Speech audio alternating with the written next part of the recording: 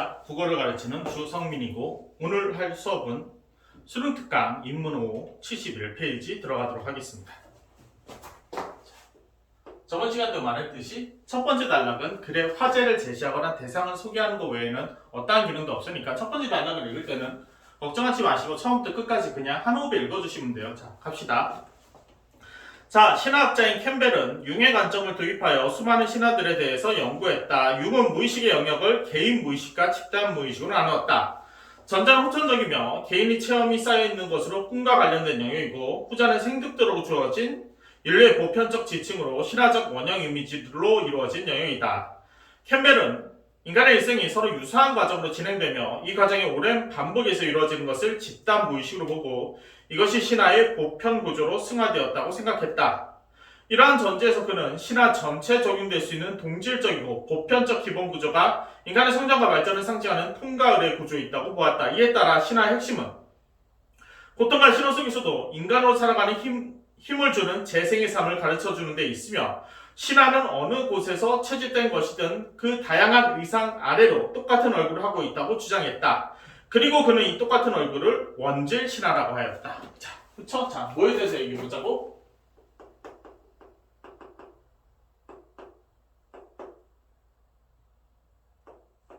원질 신화에 대해서 얘기해보자는 거죠. 근데 얘가 원질 신화 이렇게 끝내면 글이 되게 산만해져. 그러니까 원질 신화 원질 신화가 뭔데? 신화는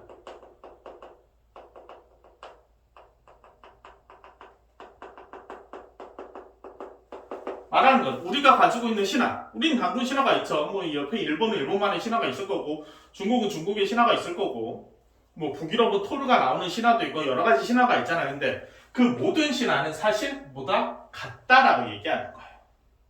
오케이? 같다. 왜? 이게 우리의 재생을 만들어내니까 이렇게 되는 거라고요. 오케이? 이 화제만 잡아나면 그래 절반은 잡아낸 거. 이게 되게 복잡하면 되게 간단한 거죠. 모든 신화는 같다라는 원질 신화에 대해서 얘기해보자. 우리가 말하는 신화는 다 똑같다. 이렇게 하고 겁먹지 마시고 과감하게 마지막 단락으로 오시는 거예요. 그래서 뒷장 보시면 마지막 단락 보시면 자, 원질 신화의 이와 같은 서사 구조는 출발 단계의 세계와 입문 단계의 세계의 대립구조, 출발과 귀환의 대립구조와 같이 이항 대립구조 속에 나타난다. 영웅이 이러한 이항 대립 구조를 갖고 있는 서사 속에서 이 대립을 통일시키는 새로운 자아가 되는 것이다. 이와 같은 이항 대립 구도의 서사 구조는 대중문화 영역에서도 큰 영향을 미치게 되어 헐리우드를 비롯한 문화 콘텐츠계의 원질 신화의 서사 구조를 적극 활용하고 있다. 라고서 그럼 뭐에 대해서 얘기했죠? 원질 신화.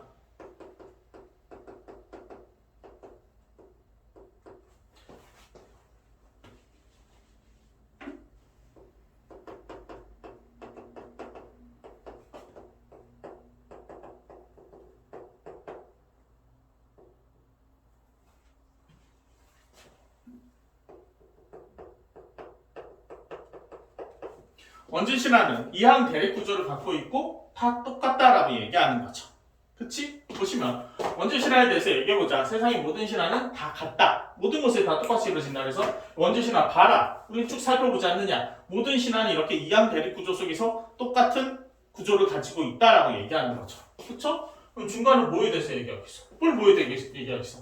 원질 신화의 그 이항 대립 구조에 대해서 그냥 디테일하게 설명하겠죠. 여기서 있는 모든 것은 뭐다? 신화가 다 똑같잖아. 이 이항 대립 구조 속에서 이루어져 있잖아. 이 구조를 벗어나지 않는다니까? 라고 얘기하는 거겠죠. 뭔 소리인지 알겠죠? 무슨 구조? 원테이크 구조죠. 제가 만들어낸 말이긴 하지만 이 패턴은, 이 형식은 뭐라고? 처음부터 끝까지 다 똑같은 얘기를 하는 단 하나의 주제만 갖고 얘기한다는 거죠.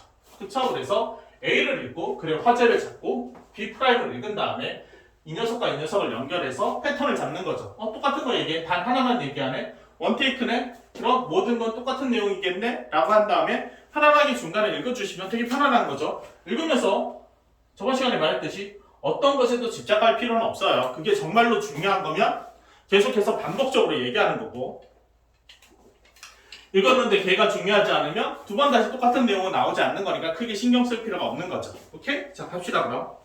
두 번째 단락부터 보시면 자, 캠벨은 통과 의례를 분리 인문 회귀 과정으로 보았다. 그가 말한 원질 신화는 이 과정의 기본 구조를 가지고 있는데 그는 신화에 따라 이 세 단계 중에 어떤 과정은 생략되기도 하고 또 어떤 과정은 내용들은 보다 복잡하고 세밀하게 서술되기도 하지만 신화들의 영웅이 겪는 모험의 표준 궤도는 대개 이 구조를 기본으로 하는 확대편으로 보았다.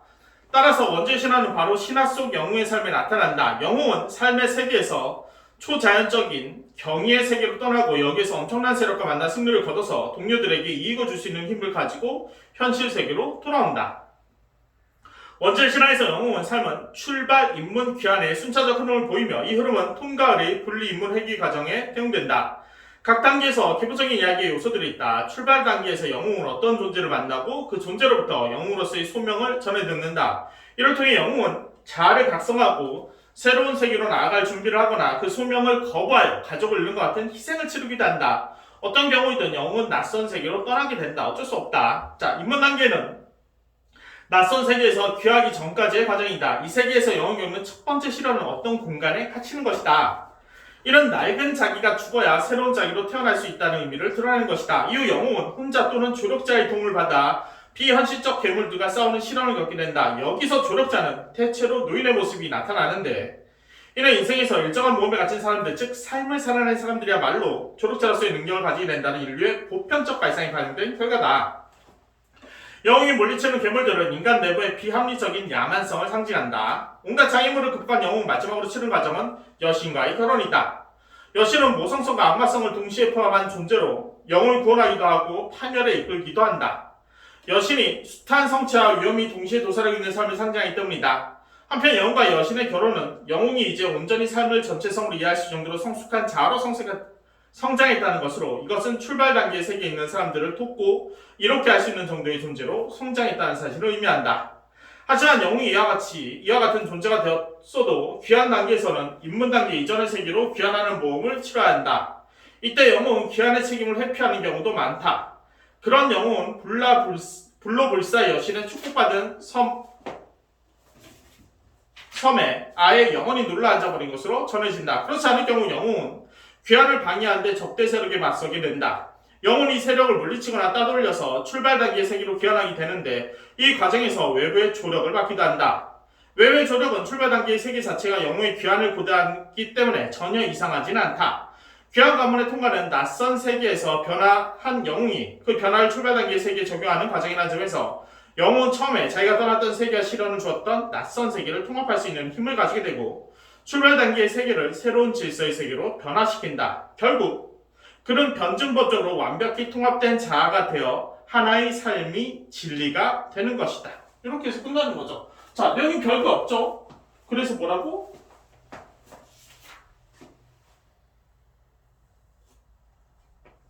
출발, 입문, 귀환. 그쵸?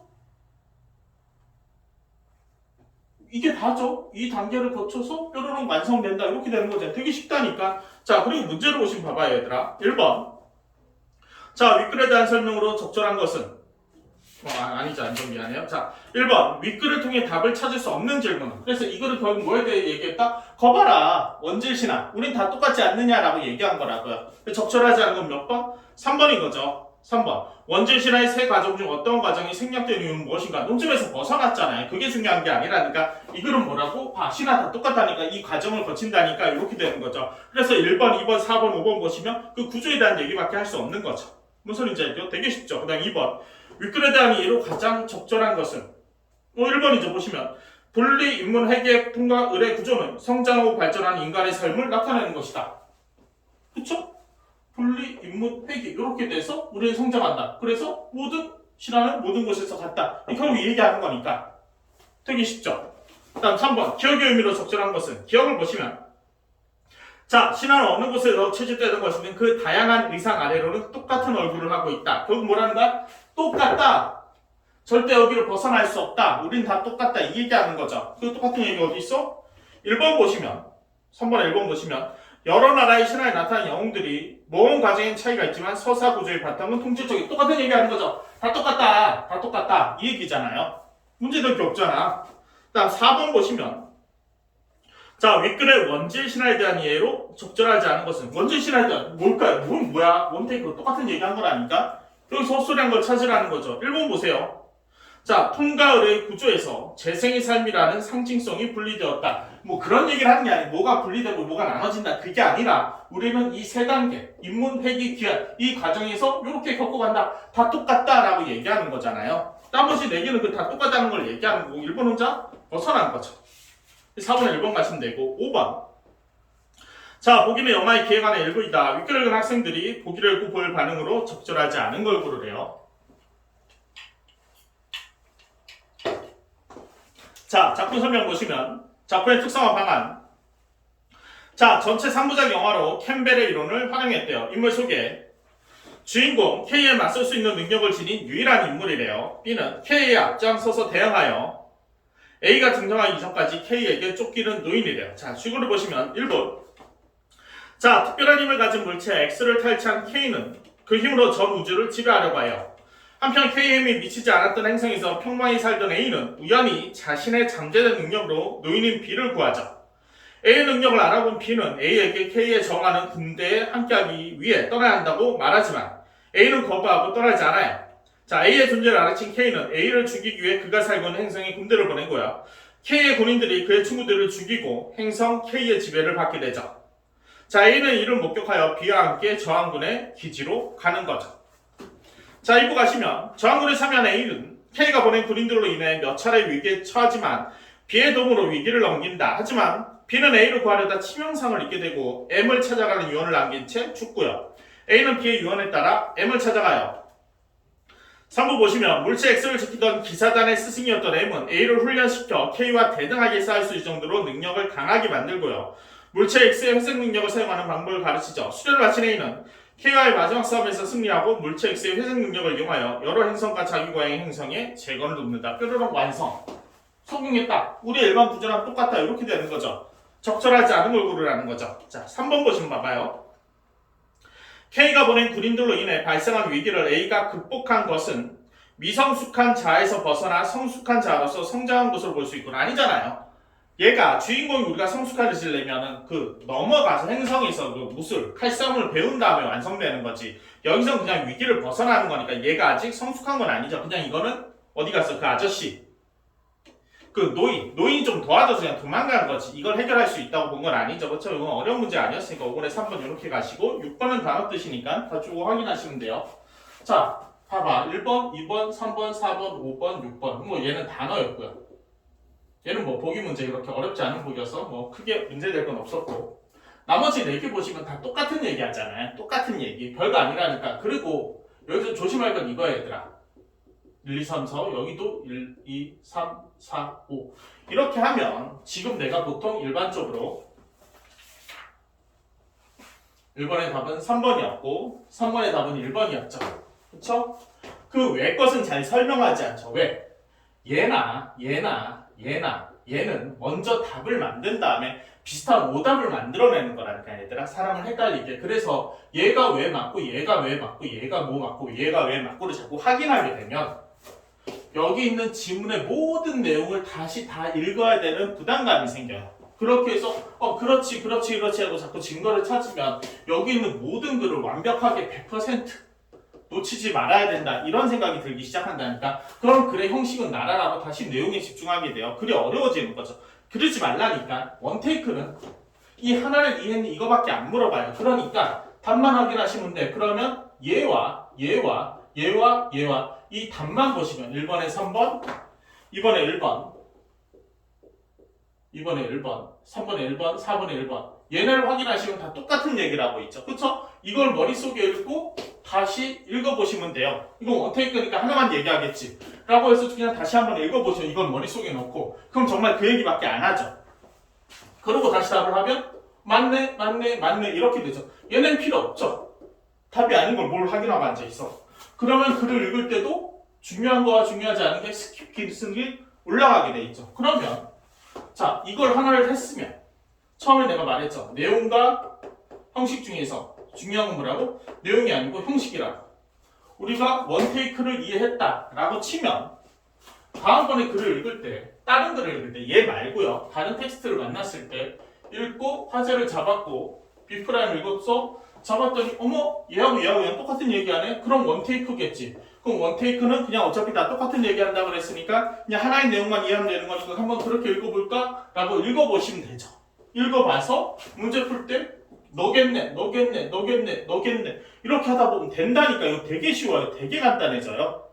무슨 소리인지 알겠죠? 이해되셨니? 자, 다음 타임에는 정말 이게 되는지 안 되는지 다음 질문으로 해서 보여줄게요. 자, 이번 수업은 여기까지입니다. 감사합니다.